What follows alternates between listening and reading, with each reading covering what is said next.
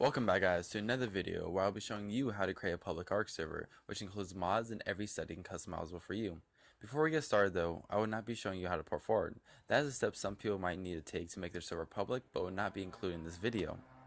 First thing you want to do is go to this link, which I will leave in the description below. It's completely safe and won't harm your computer. Once there, download the latest version of the tool, extract it, and start it up. Click on the plus button to create a profile and name it, which can be anything you want. Note, this is not the name of the server, this just keeps the settings saved in a certain profile. Next, you want to select Set Location and select where you want the server to be installed. The space required is quite a bit, so make sure to choose a spot where you have a lot of storage. After that, click Install and let the server download on your computer. This will take some time, so just be patient until it's done. When you see that the download process has been finished, click the X and run your server. You will see your server started with two windows, and once the server is up and running, the command prompt should look like this. After the server is up, go back to the server manager and click stop to close the server. We did this to make sure the server ran with no problems and you're able to continue. Now go to the gear icon on the top left to manage the important settings. Make sure to check manage firewall settings automatically and uncheck output Steam CMD. The rest of the settings are yours to control, but if you're going to have mods, I highly recommend to check update mods when updating server and force mod file downloads when no Steam information is available. Now go back to the main menu and I'll show you the basic settings. Subcategory that you can edit. A lot you will adjust and some you won't depending on your server. First you have the administration category, which is the core of your server. You have the server name, which is a public name of your server which everyone can see. The server, spectator, and admin password, which you can choose, and if you don't want a password for a specific one, just make sure the space is blank.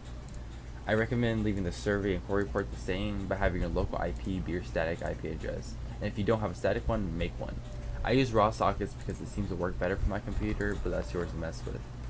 Max players is pretty explanatory. If you want players to be kicked if idle, enable idle timeout with the time of how long till they get kicked. I don't recommend touching the recon settings.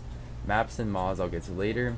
If you want the dinosaurs on your server to all be wiped out on a regular basis, enable extinction event, but remember this will cause a lot of lag depending on the days you select. Autosave period is how long till the server saves. I recommend this being around 5 to 10 minutes, just in case your computer shuts down, power outage, etc. Message of the day is what everyone who joins the server will see when they join, and the duration of how long it stays up. With your server options, it all depends on you, but here's what I recommend to check. Enable BattleEye anti-cheat system so there aren't any cheaters on your server. Use all available cores so you get the server running full speed, and use cache so your server starts up faster. All the other ones are yours to choose. I don't use any of the server log options or web alarms, so those are yours to select. And the command line is for any special commands you want your server to run on, but you can also see what is already selected when you press show command. Automatic management is used for if you want your server to be automatically shut down, updated, or restarted for your purpose. I recommend checking auto manage mods when server launches to make your life easier. Rules, chat, and notifications, and HUD and visuals is where it gets to really how you want your server to be and the purpose of it. All the settings here are pretty self-explanatory, so you can hover over each one to see what they do. But remember, if you want a PvP server, check Enable PvP.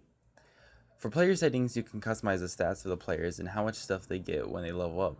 For example, if you want the players to get more XP when they do something like kill a dinosaur, then increase XP multiplier. But if you want the players to consume less water, then lower the water drain. The rest are about the same, just use common sense to decide if you need to increase or decrease the numbers. Base stat multipliers represent the stats you start off with when you have a new character. Per level stat multipliers change how much of a certain stat you gain when you level that stat up. A lot of the dino stat settings are the same as the player ones, and the boxes are pretty simple to understand. But if you're creating a PvP server, make sure to have Disable Dino Decay PvP checked so the player's dinosaurs don't disappear. You can find all natural settings for your world and environment. The multipliers work the same. The higher the number, the more OP you make of that setting. If you want to be able to tame a dinosaur faster, then put taming pretty high, and if you want to get more berries or wood from a bush or tree and other natural resources, then put harvest amount higher. When it comes to daytime and nighttime, the higher the number, the faster the time of the day will go. A lot of these other multipliers are basically the same as the other ones I explained, just customize the world how you like. You can find the setting for buildings and how they work in decay and structures. Engrams is for people who want to mess with how much experience you need for certain engrams or want to remove some from the menu. Crafting overrides correlates to engrams and is more complicated to edit, so Use those if you like, but I don't recommend it. Custom level progressions is just settings for leveling up, and it's pretty simple. Custom game user setting details usually have to deal with exterior settings for mods that need them. You just click the plus sign and paste it into the text and save. Server file details is really cool if you use it. This is where you set administrators and people who can join the server if you don't want a password on it.